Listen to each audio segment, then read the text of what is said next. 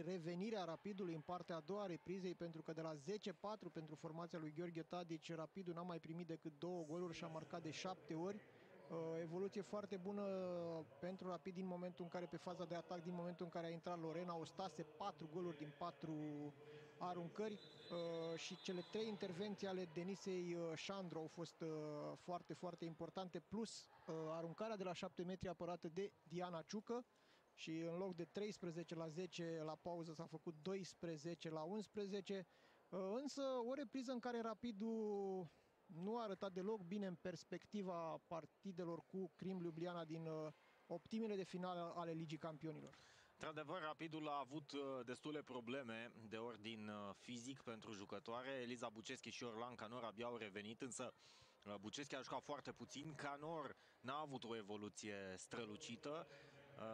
De fapt, întreaga echipa Rapidului n-a avut o evoluție deloc strălucită și în aceste momente Zalăul poate să meargă din nou la 2 goluri. Spuneam, are o jucătoare în plus pe teren. Începe acum repriza secundă. Vrabie cu Pricop. În centru a intrat Cristina Tot pentru prima dată în formația Zalăului. Mihar pe inter stânga. Odihnită și Lazici, care a avut 2 goluri din 7 aruncări. A început bine Sârboaica, însă apoi a obosit. Cristina Tot pasă pentru Naumenco, foarte bună pe pivot și Naumenco, și încă o eliminare minute. Și este Ostase. A doua la Ostase. Da, și Rapidul va avea dublă inferioritate timp de 55 de secunde. Canor și Ostase sunt jucătoarele eliminate.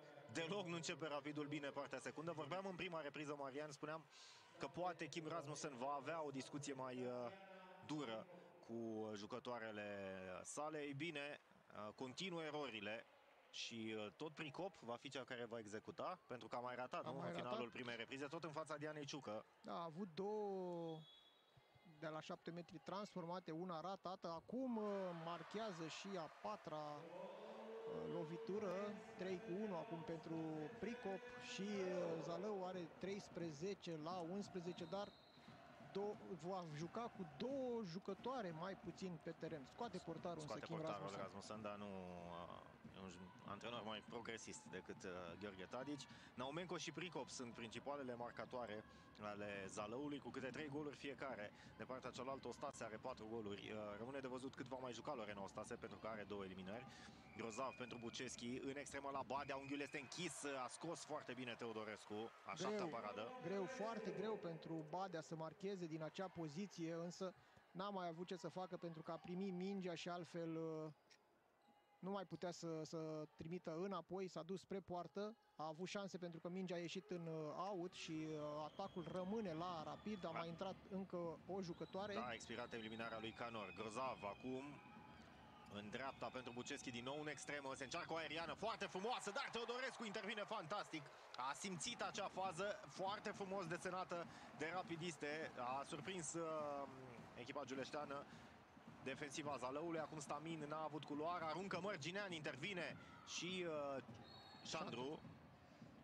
Da, Mărginean se vede că nu joacă aproape deloc în faza ofensivă. S-a dus acolo, a trimis puternic la poartă, însă Șandru a ghicit-o. Mai devreme pasă excelentă de pe extremă de Alexandrei Badea pentru Buceschi, însă față în față cu Teodorescu, Eliza a ratat. Defensiva Zalăului duce greul, asta este clar. Atacul este în continuare greoi. Badea acum. Cum să te duci din astfel de unghi? E a doua oară. Este greu. A doua oară în 2 minute și 20 de secunde când Badea a încercat să marcheze din unghiuri foarte, foarte închise în fața unui portar foarte experimentat. Au adus din nou procentajul Paulei Teodorescu la aproape 50%, are 42% Paula Teodorescu. 9 intervenții. Foarte bine apărat, mai ales în situații de 1-1.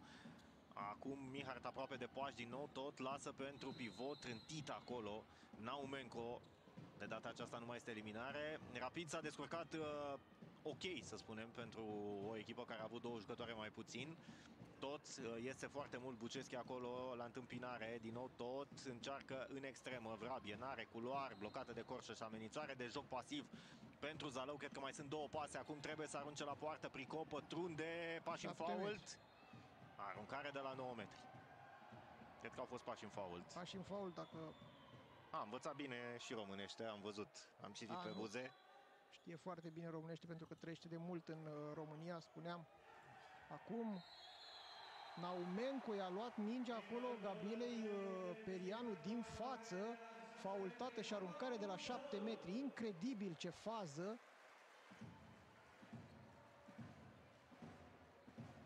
Zalăul are nevoie de victorie să evite retrogradarea, dar avea meciuri mai ușoare cumva, unde putea să câștige cu Craiova, cu Cisnădie, absolut, absolut. Revedem această minge în care Naumenco a prins în fața Gabrielei Perianu și tot a fost trimis acum să execute și marchează 14-11 în minutul 34. E de neînțeles ce se întâmplă cu Rapidul. Și de neînțeles după o repriză în care au gâfâit să încep iar cu 0-2. Buceschi acum pentru Sorina Grozav, se înalță Grozav, reușește cumva printre picioarele Paulei Teodorescu să marcheze al doilea gol pentru Sorina și a revenită după o lungă perioadă de absență din cauza unei accidentări. Da, a marcat de 7 ori cu Măgura Cisnădie, era primul său meci după o lungă pauză, cum spuneai și tu. Are nevoie de jocuri, de minute ca să-și reintre în formă Sorina Grozav. Era principala marcatoare a Rapidului și este în continuare principala marcatoare a Rapidului cu 78 de reușite. Tot acum, aproape de forțare, Stamin intervine foarte bine, Șandru, a 7-a paradă pentru Denisa. Rapidul rotește mult portarii, dar au evoluții bune și cu Cisnădie au jucat Ciucă și cu Capitanovici, ambele cu multe parade, 7 Ciucă, 6 Capitanovici, fiecare câte o repriză. Acum Șandru are și a 7. Pricop în extremă pentru Vrabie, care joacă mai mult Inter acolo. Din nou amenințare de joc pasiv tot pentru pivot. A jucat cu 2 pivot. Zalăul, ce gol! Foarte atentă Roberta Stamin, care a transformat în al doilea pivot, a recuperat mingea și a marcat. Cu mult noroc, mingea a ajuns la Stamin și a marcat. Acum o face și Eliza Buceschi și primește și 2 minute de eliminare. Să vedem pentru cine va fi. Greșeală mare, cred că pentru Mărginean. Da, Mărginean este jucătoarea eliminată. Asta e păcatul jucătorului român. În momentul în care o astfel de fază se întâmplă, Buceschi, iată, nu a fost golul Sorinei Grozav. În momentul în care Buceschi pătrunde, de ce mai faultezi? Da, încerc să faultez, ok, poate nu va înscrie... De ce mai faultezi de 2 minute? Da, nu va înscrie echipa din aruncarea de la 7 metri, dar vinzi, între ghilimele, un gol pentru o eliminare de 2 minute în care oricum echipa ta nu scoate portarul, deci va avea inferioritate pe atac și îi va fi mult mai greu să marcheze. Să vedem dacă a fost decizia corectă pentru Mărginean. Stamin foarte în spate, joacă Zalăul acum, a intrat din nou Lazici. Pasă bună și mingea este deviată, aruncare de la colț. Mihart a aruncat acolo, însă blocajul a ajutat-o pe Denisa să nu primească acest gol. Cristina tot pasă pentru Roberta Stamini, din nou venită pe postul de pivot și marchează. Unde e apărarea Rapidului? În inferioritate, Zalăul, fără a scoate portarul. A plecat de acolo, de lângă extremă, Stamin și a punctat încă o dată de pe postul de pivot. Se complică foarte tare lucrurile pentru Rapid. Buceschi, foarte bine această pasă pe pivot, a marcat Ainhoa Hernandez. Începe Rapidul să marcheze mult mai ușor. Ăsta este un plus pe plan ofensiv. Asta contează foarte mult pentru că nu mai macină atât de mult pentru a marca. Dar nu se regăsesc încă în faza de apărare. Început să ne aducem aminte foarte, foarte bine rapidistele. La primul timeout Kim Rasmussen își felicita jucătoarele și le dădea indicații doar pentru faza de atac, pentru că în apărare, spunea el, este foarte bine. În sfârșit, pași la Mihart. Au fost foarte multe faze în care rapidiștii au cerut această decizie. Marchează și Lopez. 3 goluri pentru Marta Lopez. Rapidul a marcat destule goluri pe contraatac, ceea ce a făcut ca echipa giuleșteană să țină oarecum aproape de HC Zalău.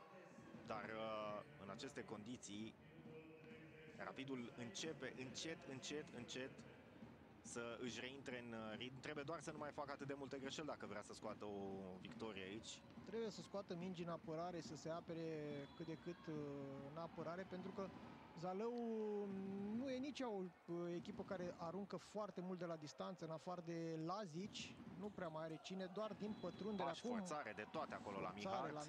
Da. Și poate Rapidul să egaleze, să vedem această fază. După mult timp, cursa de recuperare poate avea rezultate. Corsoș pentru Buceschi, pentru Corsoș. Foarte bine a curs această fază și este golul marcat de Corsoș. Și cât de mult a contat acea eliminare stupidă luată de Mărginean. Vine time-out-ul lui Gheorghe Tadici, care în doar câteva minute și-a văzut echipa egalată. În 1 minut și 58 de secunde. Rapidul a marcat 3 goluri, nemulțumit Tadici, se ceartă cu arbitrii, apoi vine la time-out. Da, a fost 16-13 într-un minut și 30... Eliminare pentru Gheorghe Tadici.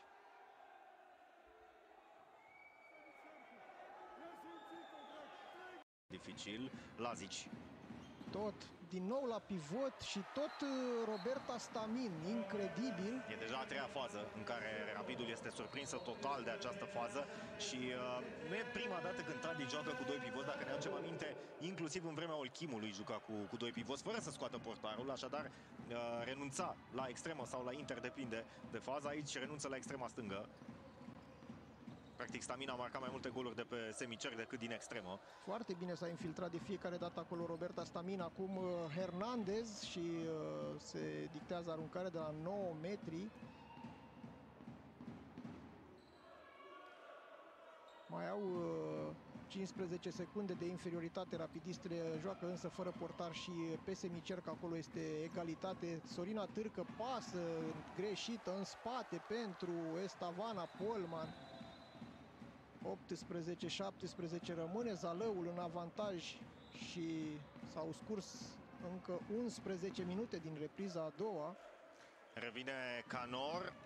E cu siguranță cel mai slab meci al Rapidului în această ediție de campionat. De campionat, da. În cupă, a spune că în meciul cu CSM repriza a doua a fost mult mai slabă decât orice a fost posibil. După o primă repriză foarte bună. Exact.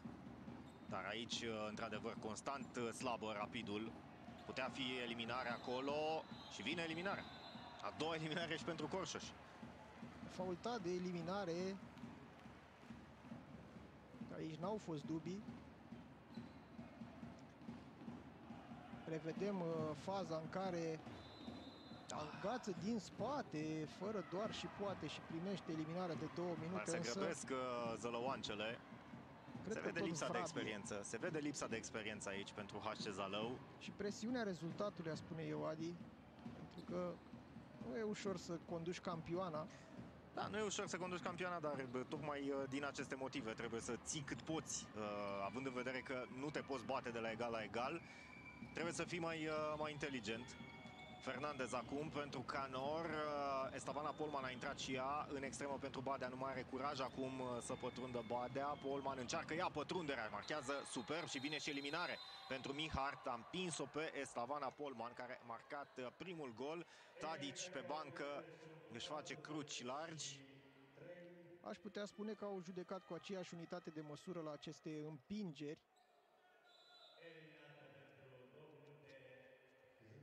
Revedem exact ce spuneai și tu, dacă a trecut de tine, de ce ai mai împinge-o din spate? Practic asta s-a întâmplat la Zalău în ultimele 8 minute, nu? Berbece acum se voia 7 metri cu siguranță aici și Rapidul poate trece în avantaj. Zalăul pur și simplu s-a împușcat în picior cu aceste 2 eliminări luate de Mihart și de Mărginean, plus acea eliminare a lui Tadici. Practic Zalăul a jucat în inferioritate aproape ultimele 6-7 minute. Se grăbesc zălăoancele și aruncă pe lângă poartă. Șandru nu venise la timp. Dacă în prima repriză Moisin marcase, de data aceasta Lazici nu reușește și vedem cât de mult contează astfel de momente. Nu că n-a fost gol, dar uite de unde se repune mingea.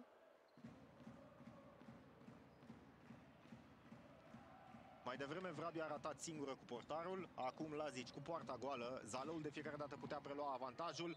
Acum aruncare de la 7 metri și 2 minute eliminare pentru Bianca Berbece. Din nou corectă decizia, pentru că a faultat din spate, a ținut-o din spate pe Hernandez. Și Zalăul va avea dublă inferioritate. Timp de 41 de secunde când va expira și eliminarea lui Corșăș. Grozav, poate Rapidul acum să treacă în avantaj după foarte, foarte mult timp. Grozav o păcălește pe Teodorescu și marchează 19-18 pentru Rapid, după ce în prealabil mai condusese cu 3-2 campioana României. Rapidul n-a mai condus din minutul 8, Adi. Deci de 35 de minute. De la 3-2 s-a făcut acum 18-19 și să nu uităm, a fost 10-4 pentru Zalău. Și Tadic nu mai scoate portarul nici în această fază. Sunt 4 contra 6. Naumenco. Aici cu siguranță ar fi vrut mai mult. Zalăul. E o fază dubioasă, aș spune. Da, e greu de arbitrat un astfel de meci. E un meci cu foarte multe greșeli, cu apărări care încearcă să blocheze, cu atacuri care se chinuie în permanență. Va veni amenințarea de joc pasiv cu siguranță. Cristina tot pentru Lazic, Emilia Lazic, și intervine acolo 10 parade. 10 parade pentru Dedu Șandru. Fraga Fernandez în extremă pentru Badea. Cu mult noroc marchează Polman. Badea ratase încă o aruncare. Are un gol din 4 aruncări. Acum Zalăul mai are o singură jucătoare eliminată. Paula Teodorescu apărase acolo, însă mingea a sărit cu mult noroc la Estavana Polman și aceasta a marcat 2 goluri pentru Rapid în minutul 45. Sunt exact 15 minute de joc rămase. Parțial de 3-0 pentru Rapid în ultimele 5 minute. Tot pentru Lazic. În extremă pentru Stamin. Scoate încă o dată Dedu Șandru. 11 parade. Este mai ușor de marcat din pivot pentru Roberta Stamin decât din extremă. Este MVP-ul partidei cu siguranță. Peste 60%. Încă un gol marcat de Rapid. Fraga Fernandez. Iar colapsul Zalăului este din ce în ce mai clar. A fost 18-17 și cred că și în această repriză a fost 16-13 pentru Rapid în minutul 37, pentru Zalău în minutul 37. 8-2 parțialul pentru Rapid. Se vede, exact cum spuneai și tu, banca mai lungă pentru formația rapidistă. Acum Mihart, Cristina tot încearcă să pătrundă acolo, foarte bine faultată de Giuleștence. Și foarte mult au contat de fapt acele ratări în superioritate, tot împins aici. Și a spune eu, așa cum ziceai și tu, paradele Denisei Șandru. Lazic ținut acolo. Foarte greu mai găsesc calea spre gol jucătoarele gazdă. Da, e un meci cu adevărat de luptă. Acum Mihar pentru Lazic, imediat micuța Gutierrez a luat-o în brațe acolo. Tot pentru Lazic se va face această aruncare. De această dată o singură pasă, Lazic în blocaj, mingea iese în aut și tot o aruncare vor avea gazdele. Vedem Lazic de la mare distanță, n-ai cum să o învingi pe Denisa. Da, ca la antrenament a fost această fază. Și Rapidul poate acum să facă 22-18. Polman. Pasă greșită pentru Polman, MVP-ul mondialului din 2019. N-a simțit deloc această fază. Mărginean încearcă depășirea, aruncă 9 metri. Ar fi vrut, a cerut repede pasa Polman acolo, însă la rândul ei a trimis o pasă total aiurea direct în mâna unei adversare. Cred că Rapidul, dacă s-ar desprinde, ar fi greu pentru Zalău să mai revină, însă între timp Gheorghe Tadic cere ultimul timp de odihnă.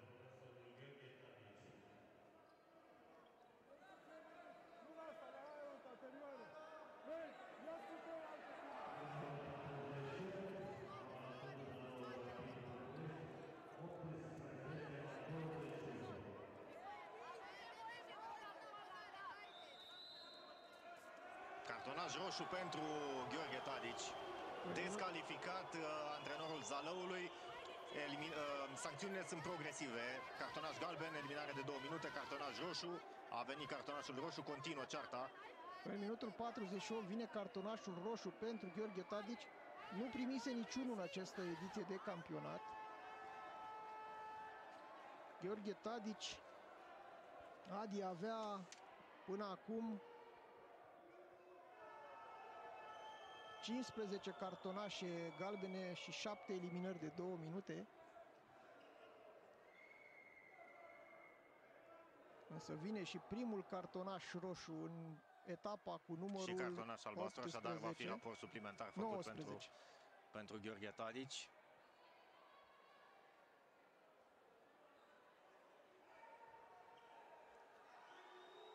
Ce privire i-a aruncat arbitrul. Da, nu știu ce am putea spune. Tadici trebuie să meargă în tribună, mai dă câteva indicații, deși teoretic din momentul ăsta nu mai are voie. Și trebuie să mai scoată o jucătoare, să vedem pe cine va... Una dintre eliminările care a dus la acest colaps al Zalăului este eliminarea pe care a luat-o pentru că a făcut pe arbitrii nesimțiți. Ăsta este adevărul, pentru că am auzit. Apoi, ce poți să mai spui în condițiile... A venit o eliminare în minutul 39 și acum a doua în minutul 48 la 9 minute. A plecat în lojă Gheorghe Tadici.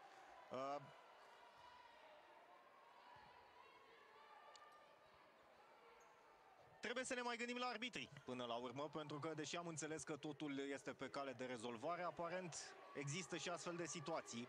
Acum mult spațiu acolo și reușește să marcheze Mihart, al 4-lea gol. Andreea Mihart a pătruns acolo, deși echipa sa avea un om mai puțin. Parcă giuleștencele nu erau grupate acolo pe semicerc. Acum Orlan Canor încearcă să pătrundă, faultată de Lazici. Iată-l pe Gheorghe Tadici, le dă indicații de sus, de la balcon, așa cum spuneai și tu. Acum Jennifer Gutierrez o învinge pe Paula Teodorescu. Am văzut situația asta și la meciul de la Brăila, de exemplu, când Tadici, la fel, echipa lui a condus, iar apoi a luat o eliminare tot pentru proteste și imediat Zalăul a cedat. E păcat și de munca jucătoarelor, pentru că degeaba te duci și faci nesimțiți pe arbitrii. Pentru că nu o să se schimbe nicio decizie, absolut nimic. Singurul lucru pe care poți să-l faci este să iei o eliminare de 2 minute sau un cartonaj roșu, o descalificare. Mai mult de atât nu poți să faci nimic. Nu o să vină arbitrul să schimbe o decizie de acum 3 faze și nu o să-ți dea cu siguranță. Dacă te duci și îl faci nesimțit, nu o să-ți dea nimic în compensație. Nici n-ar trebui să se dea în compensație, asta este adevărul. Cristina, tot Mihart acum pătrunde faultată, aruncare de la 9 metri. Greu pentru Zalău să mai revină pe tabelă, mai sunt 11 minute de joc. Au avut o situație favorabilă fetele din Sălaj, dar... Au avut un avantaj foarte bun de 6 goluri în prima parte. Au făcut o primă repriză, au condus la pauză rapid, nu e puțin lucru. Și, ca o părere personală, Adi nu e a vrut să dea 7 metri. Da? Este absolut fantastic, este absolut fantastic. Doar trebuie să te uiți la arbitri. Arbitrul de la poartă a vrut să dea 7 metri. Întinsese mâna să dea 7 metri, a venit celălalt și a dat 9 metri în condițiile în care au fost pași în fault, clar. Este absolut jenant arbitrajul de la acest meci. Este absolut jenant ce se întâmplă în acest meci. Ăsta este adevărul. Joc prepasiv, a aruncat acolo peste poartă, însă a intrat Bujor. A intrat Bujor, care a intrat pe final și la meciul cu Buzăul și n-a avut o evoluție foarte bună. Primește și ea câteva minute, însă Bujor a trimis peste poartă. E adevărat că trebuia să arunce, pentru că altfel echipa ei ar fi pierdut mingea. 22-19, rapid poate să vină la 4 goluri. Polman, încercare de aeriană cu Canor, este căzută și Teodorescu lansează contraatacul pentru Stamin, 1-1 cu Șandru, care scoate pentru a 13-a oară. Iar dacă Rapidul nu avea pe Șandru, era mult mai dificil. Asta vreau să spun, ce meci a făcut Denisa Șandru. Ne aducem aminte în ce momente a introdus Kim Rasmussen. Denisa Șandru, care a jucat cel mai puțin dintre cei 3 portari până acum la Rapid. Da. Au fost preferate, cel puțin de Carlos Viver, erau preferate Ciucă și Capitanovic. Care au apărat bine, trebuie să spunem și asta, au apărat bine tot sezonul, dar până la urmă știi cum e, atunci în momentul în care se schimbă antrenorul, Se schimbă și preferințele cumva, poate, se schimbă și ce se știe, mai există și lucruri de demonstrat. Kim Rasmussen nu le-a prins pe celelalte, pe Denisa Șandru o mai ține minte din campionatul României. Glumim, sigur. Acum, eliminare aici. Eliminare, da. Din spate, agățată, fără doar și poate Bujor. N-avem comunicare directă cu arbitrii, pentru că am văzut că au ezitat puțin aici. Da, nu, e o ținere evidentă din spate. N-ai cum să nu dai 2 minute la așa ceva. Iată, revedem. Eliza Buceschi luasă prin planul acolo. Asta e lipsă de experiență aici. Da, și modul în care sunt antrenate și modul în care sunt arbitrate în unele meciuri, pentru că trebuie să spunem adevărul. Ostase scoate Teodorescu. A 11-a paradă pentru Paula Teodorescu. Zalăul cumva e încă în meci. Sunt 3 goluri diferență, mai sunt 8 minute și jumătate. Dar iată, se fac schimbări. Nu s-a mai dat gol de 4 minute aproape. Am avut alte momente. Zalăul cred că a avut 8 eliminări în meciul ăsta. E foarte greu să reușești să te bați cu Rapidul în momentul în care joci 16 minute cu jucătoare mai puțin, 7 metri acum și 2 minute eliminare. Foarte, foarte multe eliminări la acest joc și de o parte și de alta. Sigur că 2 au venit de la bancă, dar chiar și așa sunt foarte multe. Ostase e roșu, înseamnă. E la a 3 ar trebui. Ostase este descalificată, a 3-a eliminare de 2 minute. Și Lorena Ostase abonată meci de meci aproape la... Nu, este chemat de la foaie fără doar și poate pentru a primi cartonașul roșu. Au ținut bine evidența arbitrii. Da, sunt chemați arbitrii. Bine, nu se uită la observatorul Toma Pleșa, pentru că de ce să te uiți? Nu, este un meci făcut praf de acești arbitri. Sunt foarte curios dacă vor fi suspendați și cât vor fi suspendați. Nu.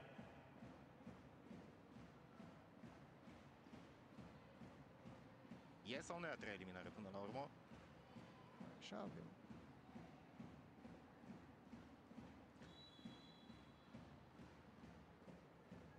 Gol marcat de Mihart acum. Mihart în minutul 53.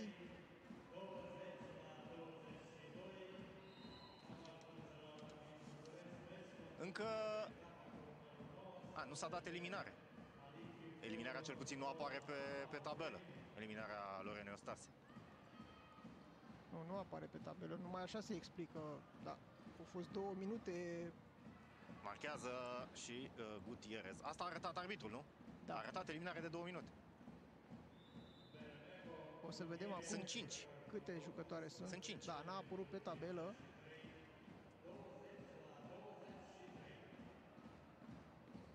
E foarte greu de urmărit un meci de handbal la Zalău. Toți pentru Mihart, blocat acolo. Era 7 metri, dacă nu, pentru că era apărare în semicerc. Marchează Andreea Mihart cu toată opoziția giuleștencilor acolo. Și așa cum spuneai și tu, cum necum Zalău e încă în meci, 23-21. Acum Canor, Stavana Polman, Eliza Buceschi. A jucat foarte puțin și Eliza astăzi. Orlan Canor se înalță, însă trimite direct pe portar. Recuperează Jennifer Gutierrez, încă o paradă pentru Paula Teodorescu.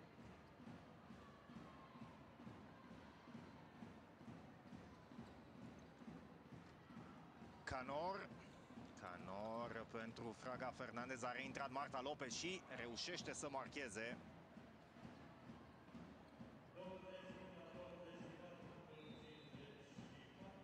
Da, vedem aici eliminarea lui Ostase, care n-a apărut pe tabelă.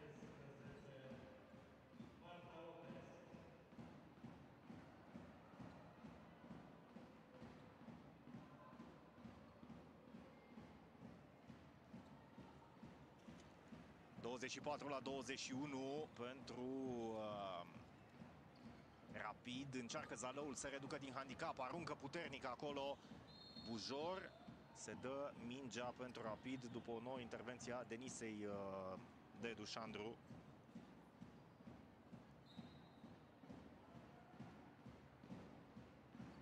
Rapid 56% are Șandru. Rămâne la 3 goluri distanță și are și atacul. Dacă va marca, am putea spune că a scăpat deja în câștigătoare. Un meci însă extrem de greu, care trebuie să-i dea de gândit antrenorului Kim Rasmussen. Acum Fraga Fernandez pătrunde foarte frumos și marchează al 25-lea gol pentru Rapid. Spuneam că ar trebui să-i dea de gândit în perspectiva, încă o dată repetăm, a jocurilor cu Crim Ljubljana. Va fi un adversar de un alt calibru. Crim Ljubljana, ne aducem aminte, a învins și CSM București în ultima partidă din faza grupelor. Acel meci, acea înfrângere le-a costat pe tigroaice, pentru că ar fi câștigat grupa. Așa, CSM a terminat pe locul 2 și va avea un culoar mai greu, am putea spune, în sferturile de final. Da, cu Esbjerg, probabil, sau cu Brest, învingătoarea din dubla manșă din play-off. Amenințare de joc pasiv acum, forțare aici a toți și șansele Zalăului devin minime.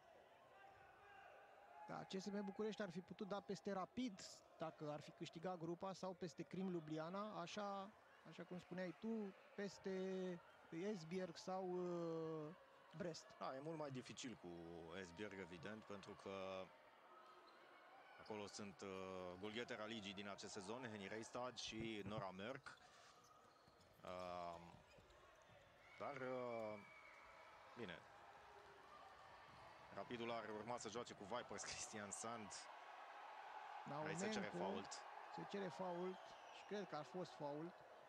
Da, cum spuneai și tu, un meci cu multe greșeli. Da, e un meci foarte greu de privit, e un meci foarte greu de înțeles, e un meci în care s-a jucat mai puțin handbal și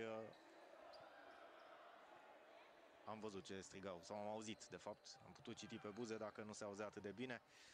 Grozav acum contrată pe brațul de aruncare, este 9 metri. Cumva handbalul a trecut în plan secund aici la Zalău. Nu e nici prima și nu va fi nici ultima oară. Polman acum.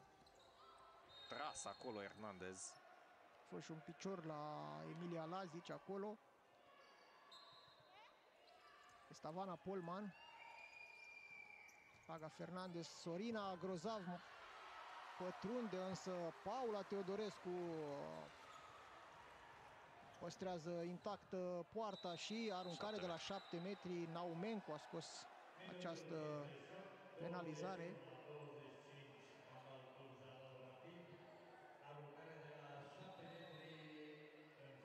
2 minute și jumătate au mai rămas de joc. Apărare în semicerc acolo la Jennifer Gutierrez.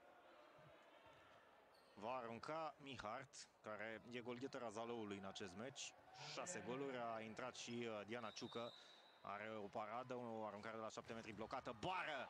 Și este mingea Rapidului care va câștiga acest meci, își va păstra poziția secundă în clasament. 46 de puncte, 3 mai multe decât Bistrița și la 6 puncte de CSM, dar cu un meci în plus față de ambele echipe. Polman acum pentru Sorina Grozav. Din nou Grozav, Polman combină la linia de 9 metri rapidistele. Fraga Fernandez în extremă pentru Marta Lopez. Nu este loc acolo. Polman lasă pe la spate. Pasa este greșită. Și mai sunt 1 minut și 40 de secunde. Da, e primul meci, cum spuneam, din etapa cu numărul 19 în Liga Florilor. Alte 5 partide vor avea loc duminică, iar etapa se va încheia marțea viitoare cu întâlnirea dintre SCM Râmnicu Vâlcea și Gloria Buzău. Un meci din nou la Pro Arena, în direct, de la ora 17 și 30 de minute. Mâine de la 17 și 30, tot aici pe Pro Arena, trecem în Liga Zimbrilor, care se reia după pauza internațională. Dinamo Minaur, un derby practic. Da, e meciul în care în tur Minaurul a fost foarte aproape să se încurce pe campioni.